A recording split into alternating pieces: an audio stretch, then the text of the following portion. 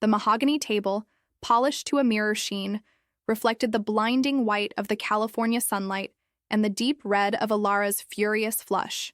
Her mother, Catherine, had just slapped the $85,000 invoice down, the paper crinkling under the force of the impact, while her father, Richard, leaned back, arms crossed, radiating the cold, practiced patience of a corporate predator.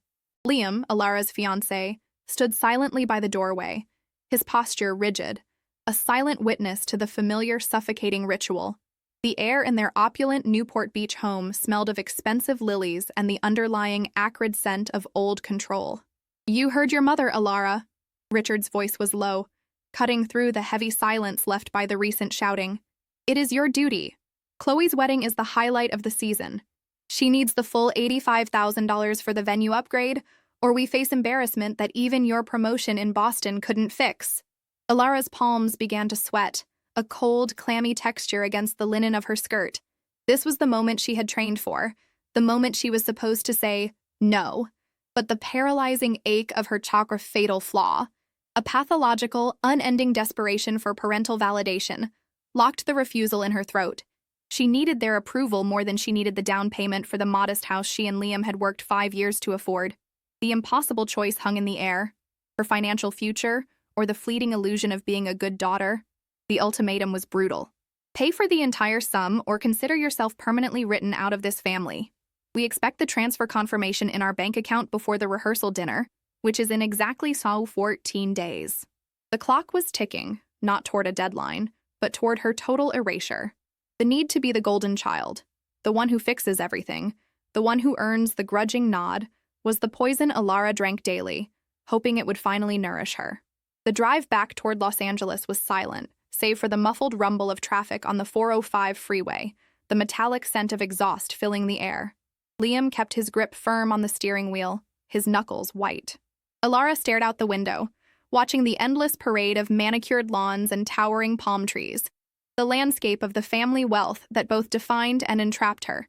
She finally broke the silence, her voice tight, dry as desert dust. "We can make up the $85,000. It's a temporary setback. If we dip into the 401k a little, we'll be fine. We just need to stabilize things with them." Liam didn't turn his head. "Stabilize what, Alara? The expectation that you will hemorrhage money every time Chloe wants a bigger chandelier? That wasn't a negotiation back there. That was an execution. And you are already sharpening the knife for our own future." His words weren't accusatory, but heavy with sorrow, the sound of disappointment echoing in the small car cabin. He reached out, his hand finding hers, and she noted the rough texture of his working palm against her own smooth skin. She pulled her hand away almost instantly, a defensive reflex. She knew he was right, but acknowledging it meant admitting that her parents were not simply demanding, but destructive. It was easier to defend the wound than to treat it. "It's 14 days, Liam. I need to buy us time. If I disappear, they blacklist me professionally. You know how powerful Richard's network is in the States. It would cripple us. I just need to play their game for 2 more weeks." She paused, the guilt a suffocating weight on her chest. "I need them to look at me and see capability, not just convenience. I deserve that." Her reasoning was shaky, built on decades of internalized conditional love. This desperation to prove her worth to people who refused to see it was already widening the crack between her and Liam, the minor problem her flaw had caused. They had planned to put the offer on the small craftsman bungalow next Tuesday. Now the paperwork lay untouched in the glove compartment, a casualty of her need for external validation. The taste of stale defeat was already on her tongue. The car's worn upholstery felt suddenly cold against her spine, reminding her of the reality that awaited outside the gilded cage of her family's making. The first challenge arrived swiftly, forcing Alara to confront the immediate practical fallout of her capitulation. She was due to present the final budget for her merger acquisition project at the Boston office in 10 days, 4 days before the wedding rehearsal deadline. The $85,000 hit hadn't just drained their savings. It had triggered a freeze on their investment accounts pending compliance review, a complication Liam hadn't foreseen. Obstacle 1, the competence test. Richard, leveraging his deep connections across the United States financial sector, had subtly pulled strings. Her required corporate travel allowance was inexplicably delayed, and the crucial proprietary data she needed for the presentation was mysteriously inaccessible from her secure laptop. She needed to fly cross-country to Boston by Thursday. but she barely had enough left for the gas required to get back to their modest apartment in Santa Monica, let alone a last-minute flight. She sat hunched over her glowing screen late that night, the cheap synthetic smell of the takeout pizza box wafting from the counter, trying to brute force the encryption on the restricted files. Liam walked in, shedding his work jacket, the faint, oily texture of machine shop grease clinging to the fabric. He saw her face, tight with panic, reflected in the monitor. They're not just after the money, Alara. They're after the leverage. They want you scrambling, incapable. I can't miss this presentation, she whispered, her voice cracking. This promotion is the only thing that justifies that $85,000 loss to myself. It proves I'm moving forward. The sound of her frantic, rhythmic typing filled the small apartment, a futile beat against the immense structure of her father's influence, reaching across the entire nation. Liam sat beside her, his movements slow and deliberate. Take my truck. Drive. It's a 45-hour drive. Non-stop. If you leave tonight, you arrive Wednesday morning. You'll be exhausted, but you'll be there. And I will call every contact I have, from the guy I fix cars for in Detroit to the tech-savvy kid down the street, to get you access to that data remotely by Tuesday night. It buys you 3 days and saves the flight money we don't have. It's the only way to meet your 14-day deadline and your career deadline. The choice was humiliating. Sacrifice her comfort and rely on Liam's blue-collar network, or admit defeat to her father before the first hurdle. She clenched her jaw. I'll leave now. Set the GPS for Boston. The cross-country drive was a blur of fluorescent truck stops, stale coffee, and the endless, monotonous hiss of the tires against the asphalt of the American highways. Alara, normally encased in her carefully curated East Coast life, was suddenly immersed in the gritty, sprawling reality of the United States heartland. She slept in the cab of Liam's beat-up Ford F-150, the texture of the worn seat fabric scratching her cheek. She was running on pure adrenaline, and the desperate hope that overcoming this logistical nightmare would appease the ghosts of her childhood. Every mile driven was a mile away from the control of her parents, yet every mile was driven for them, a paradox of loyalty that twisted her gut. By the time she reached a cheap motel in Ohio, her eyes burned and her shoulders ached, the metallic scent of diesel fumes permanently coating her clothes. She checked her phone. 10 days left, until the rehearsal dinner deadline. Liam had managed to bypass the data encryption. He didn't use corporate backdoors. He used favors owed by a former Navy IT specialist in Texas and a coding prodigy in Brooklyn he had met at an auto convention. The data is secure on a server in Minneapolis now, Liam explained over the crackling phone line. But Richard's people are still monitoring your access points. You can't use your office network. You have to present this off a public hotspot. This subplot underscored the stark contrast between Alara's world and Liam's. She sought power through titles and influence. He found reliability in mutual aid and competence, regardless of status. She spent the next 2 days refining the merger presentation in the motel lobby, the sugary, lingering smell of cheap air freshener mixing with the scent of old carpet. She practiced her delivery against the relentless background sound of the daytime news cycle, her fingers flying over the laptop keys. She was surviving thanks to the very connections she usually dismissed as beneath her, the American working-class infrastructure Liam knew intimately. She landed the promotion late Thursday afternoon, a decisive but hollow victory. She had earned her validation, but at the cost of 2 years of her life savings and the near rupture of her relationship. Alara returned to California with the promotion secured, but the shadow of the deadline loomed large. 7 days left. She found Liam sitting at the kitchen table, a bank statement spread out before him, the white paper stark against the dark wood.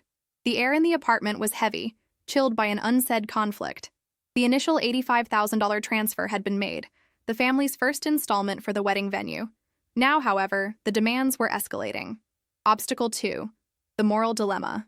Richard had sent a follow-up text, not asking, but stating, "The floral arrangements require $30,000 more. Chloe won't settle for less. We have already covered the initial payment. This is your chance to show real commitment. You should be grateful we allow you this opportunity to contribute." The total was now $115,000. This $30,000 was the exact amount they had left for their down payment, painstakingly saved over years of meticulous budgeting. If they paid it, they would not merely postpone their home ownership. They would cancel it indefinitely, forcing them back to zero. "No," Liam said, his voice flat, definitive. The texture of true resolve was palpable in the room. "We paid the first extortion. This one ends here. We are not paying for the damn peonies, Alara. Liam finally lifted his head, his eyes burning with a protective fire she hadn't often seen directed at her family. Alara walked to the window, avoiding his gaze. She could hear the distant rhythmic crash of the Pacific waves. If I don't pay, they cut me off now. They won't just ignore me, they will publicly discredit me. Richard will leak something to the industry journals. I know he will. I worked too hard for this promotion to let him tank it. And what about our life, Alara? Liam stood up, leaning his hands on the table, forcing her to look at the contract that represented their future. Is that worth sacrificing for a family that uses you as an ATM? This isn't about the flowers. It's about choosing their validation over my trust. If you transfer that money, you are choosing them. Permanently. The reversion one hit Alara like a physical blow. She realized with chilling clarity that the initial choice had never been between her money and her family, but between Liam and the illusion of her family. Her initial belief that she could appease the debt and keep Liam was fundamentally wrong. The family structure was designed to force this exact, impossible choice. The moral dilemma was laid bare. Sacrifice Liam's trust and their shared future for her parents' approval, or finally draw the line and accept the professional and familial fallout. She reached slowly for her corporate phone, her fingers hovering over the banking app. The silence that followed was agonizing, broken only by the distant, high-pitched wail of a police siren filtering through the Los Angeles evening. Alara looked at the glowing screen of her phone, her thumb shaking above the confirm transfer button. The internal battle was visible on her face, a series of minute twitches and swallows. She could practically taste the bitterness of her parents' future rejection, the very outcome her fatal flaw mandated she avoid at all costs. Liam didn't plead. He simply watched her, his stance signaling that the decision was hers alone, and the consequence was final. The metallic, sharp taste of adrenaline filled her mouth as she wrestled with the decades of programmed obedience. I can't lose them, she choked out, her voice barely audible, the raw sound ripping from her chest. If I lose them, I lose my identity. Everything I worked for, the degrees, the titles. It was all to get their attention. I have to see this through. She hit confirm. $30,000 vanished into the abyss of her sister's wedding fund. Liam visibly recoiled, taking a step back as if struck. The texture of their relationship, once strong and reliable, became immediately brittle, thin as ice. He didn't raise his voice, which made the impact sharper. You just chose the gold-plated prison, Alara. You chose a possibility of a future acknowledgement from them over the absolute certain reality of a future with me. He walked toward the bedroom, pulling a battered leather duffel bag from the closet. Liam, wait. I have 6 days left. I'll pay this, and I'll tell them no more. We'll rebuild the savings faster now that I have the promotion, I promise. He paused at the door, the soft, low creak of the door frame as he rested his hand on it, the loudest sound in the apartment. I can't build a life with someone who prioritizes chasing an illusion over facing reality. When they demand more, you will pay it. Because you can't say no. That's not a partner, Alara. That's a hostage. He didn't look back. The front door clicked shut, final and absolute. Alara was alone, the winner of a costly, hollow victory, having secured her parents' short-term favor by destroying the one genuine connection she had. The following days were spent in a desolate, focused frenzy. Alara threw herself into the new demands of her promotion, trying to drown the stinging silence of the apartment with endless work calls and complex spreadsheets. She successfully navigated the first major internal review, impressing her new directors with her competence and relentless drive. She earned praise. Cold, professional praise, but praise nonetheless. She had proven her capability in the corporate sphere, but the victory felt meaningless, tasting like ash in her mouth without Liam there to share it. She was achieving everything she had always sought, yet she was standing in an emotional desert, the emptiness echoing every time the phone didn't ring. She started to see the pattern of the abuse not just as financial, but as total emotional control, spanning the whole of her life in the United States. She recognized how her relentless pursuit of perfection was merely a desperate attempt to fill the void her parents had created. She had paid $115,000 to keep the door to their acceptance ajar, yet the only person who had truly valued her had walked out because of it, with 3 days left. Until the rehearsal dinner, she received the final devastating communication. It wasn't a request for more money. It was a casual text from her mother, Catherine, accompanied by a picture of a diamond tennis bracelet. Just a little thank you gift for Chloe from your father and me. You'll be wearing the bracelet down the aisle as maid of honor, naturally. And we've decided the Boston move is probably too stressful for you right now, so we've arranged for a transfer back to the Orange County office, closer to home. You start Monday. Your father handled the paperwork. The texture of the realization was slick and sickening. She hadn't earned a promotion. She had earned the right to be moved back into the cage. Her achievement, her competence, and her career trajectory were not her own. Her father had orchestrated the difficulty with the merger data only to test her obedience, not her ability. Her new power was a leash, shortened and controlled by Richard's network, which spanned the country and now pulled her back to California. Obstacle 3. The crisis maximum. The realization of total control struck Alara with paralyzing force. Her ambition, her competence, and even the $115,000 sacrifice had only cemented her servitude. She walked into the vacant, echoing living room, the lack of Liam's presence a sharp pain, and saw the framed, official-looking document on the mantel. It wasn't a contract.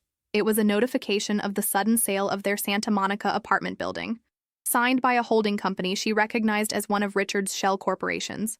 The smell of the expensive, glossy paper felt like defeat. They weren't evicted, but the new management, acting on vague corporate instructions, had already begun making life impossible. Sudden repairs, astronomical rate hikes, non-renewal threats. They were financially zeroed out, stripped of their home security, and she was professionally crippled, yanked back to Orange County. All thanks to her fatal flaw, the need for their validation had caused her total, catastrophic loss. The sound of her own ragged breathing was loud in the empty space, a raw acknowledgement of the depth of her self-betrayal. It was less than 48 hours until the rehearsal dinner. She had to attend, and she had to be the smiling, subservient maid of honor. She called Richard. Her hands were shaking so hard she had to steady the phone against the counter, the rough texture of the granite cool against her skin. You moved me back to California. You controlled my promotion. You sold the building out from under us. Richard's voice, always smooth, was now laced with paternalistic smugness. We took care of you, Alara. We ensured you wouldn't fly too far from the nest. You can thank us later. Now, about the wedding. Be on time tomorrow. You're handling the final vendor payments. Alara hung up. She didn't argue. She didn't defend.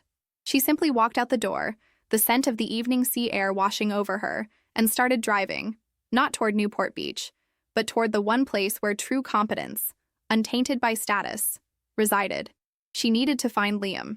She needed a new plan that didn't involve earning her way back into her family's good graces, but burning the bridge completely. Alara found Liam at his cousin's machine shop in a dusty industrial park near Long Beach, the warm, distinct smell of hydraulic fluid and hot metal heavy in the air. He was hunched over a dismantled engine block, the rough texture of his denim shirt dusted with fine gray grime. He didn't look up as she approached, the rhythmic clang of a wrench hitting concrete the only sound. They sold the apartment building, she stated, her voice hollow. They didn't just take the money. They took the future we were building. All of it. Liam finally straightened up, wiping his hands on a rag, his face impassive. He hadn't shaved, and the dark stubble gave him a tired, stern look. I told you. They don't want a relationship. They want ownership. And you gave it to them. $115,000 at a time. The harsh glare of the bare light bulb overhead illuminated the depth of her failure, the years spent prioritizing the wrong prize. This was the dark night of the soul. Alara stopped defending her actions. She lowered her gaze, staring at the concrete floor. I came here because I realized I don't care about the money anymore.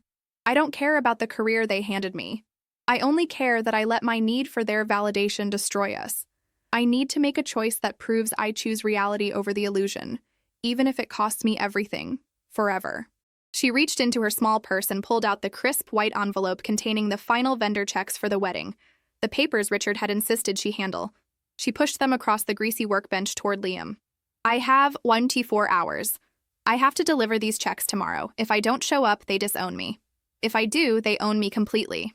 I need to destroy their leverage before they destroy me. I don't know how. I don't want to be the capable daughter anymore. I want to be free.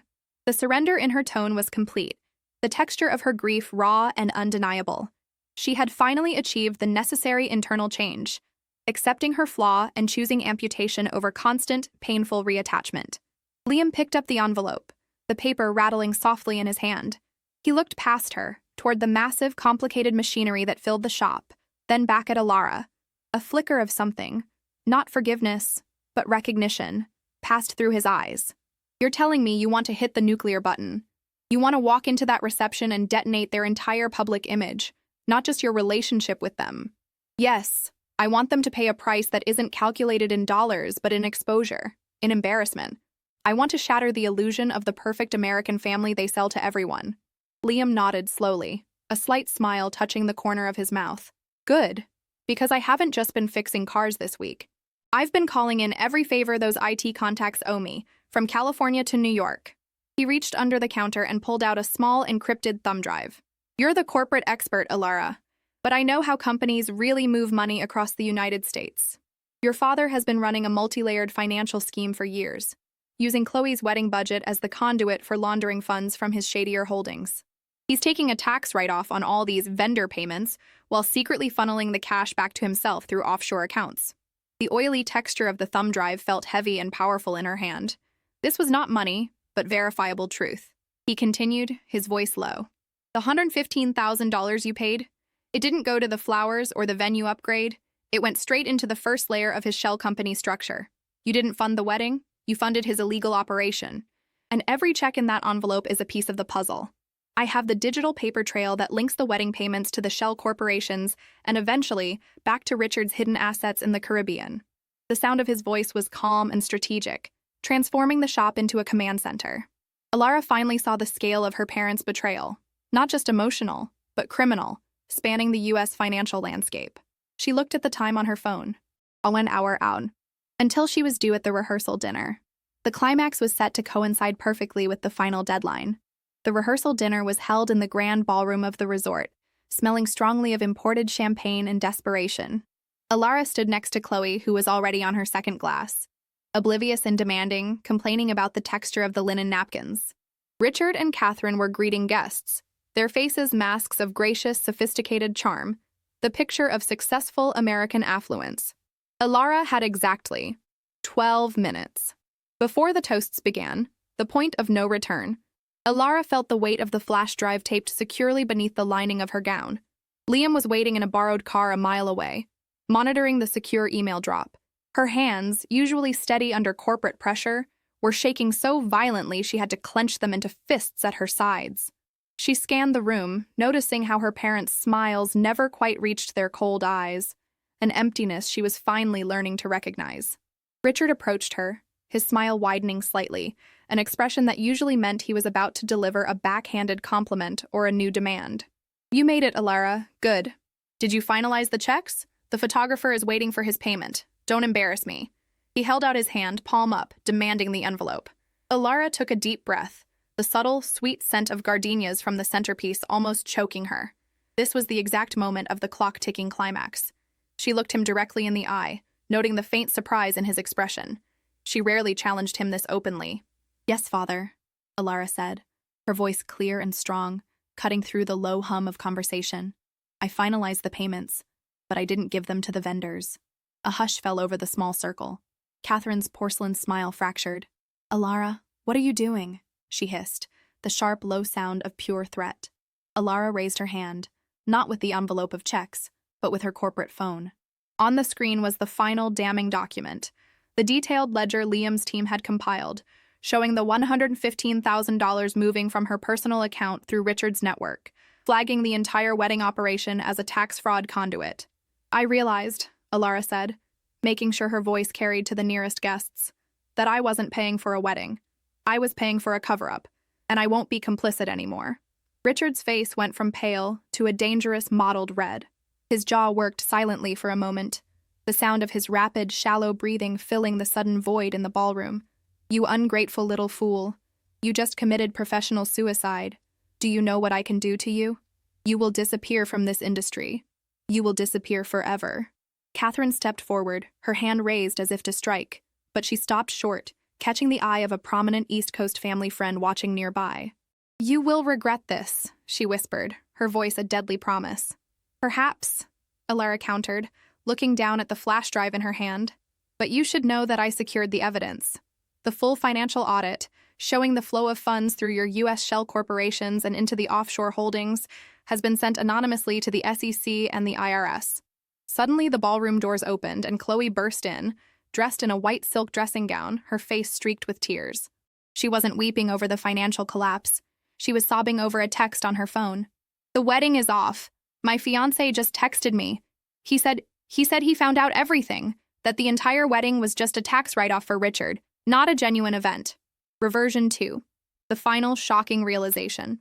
Alara hadn't expected her fiancé to stand up for her, but she also hadn't expected the groom himself to walk away. She thought Richard's scheme centered only on leveraging her funds. But Richard had been leveraging his younger daughter too. The entire opulent wedding, the centerpiece of the family's social standing in the United States, was never meant to happen. It was purely a vehicle for fraud. Chloe's fiancé had been provided the evidence by Liam's network earlier that evening, not to ruin the wedding, but to save the man from marrying into a criminal enterprise. The sound of Chloe's uncontrolled wailing mixed with the furious, clipped demands Richard was barking into his own phone. The grand American dream they sold was built on a foundation of systemic deception. Richard, realizing the extent of the disaster, finally spat the truth at Alara, the texture of his rage palpable. "You should have just kept your mouth shut and paid. Now you've cost us everything. Get out. Get out now, or I swear to God I will ruin your life." Alara didn't need to be told twice. She turned, walking away from the collapsed, glittering facade of her family, the sound of her heels echoing decisively on the marble floor. Alara found Liam exactly where he promised, in the borrowed, nondescript sedan parked under the buzzing yellow streetlights, the synthetic scent of the vinyl interior filling the air. She slid into the passenger seat, not speaking, simply resting her head against the cool glass of the window, watching the resort lights disappear in the distance. "The wedding is off," she finally stated, the words tasting strange. Not because of the money, because Richard was laundering money through it. Chloe's fiancé walked out when he saw the paper trail. Liam reached across the center console and placed his hand on her arm, his touch firm and grounding. "You did it, Alara. You chose freedom over validation." The victory was profound. Richard and Catherine faced federal investigation and public humiliation, the destruction of their prized image of respectability within the American elite. Alara was free from their control, the chains of her fatal flaw finally broken by the agonizing choice she had made. She felt the immense, terrifying lightness of starting truly from scratch, without the safety net she had always despised yet desperately relied upon. But the cost was severe. She had lost $115,000, 2 years of savings. She had ensured her permanent professional blacklisting in the high finance world of the United States corporate sector. Richard would see to that, even from behind bars. Most importantly, she had destroyed her relationship with Liam through her obedience. And while he was here now, driving her away from the wreckage, she knew the chasm she had created wasn't easily bridged. They drove in silence for a long time, heading east, away from the opulence of the coast. As the sun began to rise over the vast, ordinary landscape of the American interior, Alara broke the silence, her voice raw. "I need to know, Liam. Where do we go now? I burned everything. I have nothing left." Liam glanced at her, the early morning light catching the strong, honest lines of his face. He slowed the car, pulling over to the side of the road where the asphalt felt rough and uneven under the tires.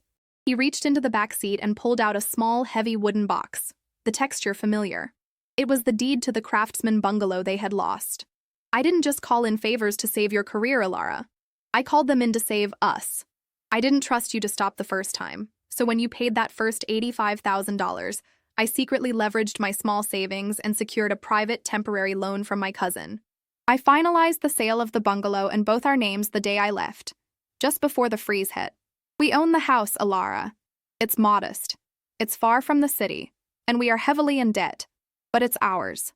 It's the only thing left. I saved the future you were trying to kill."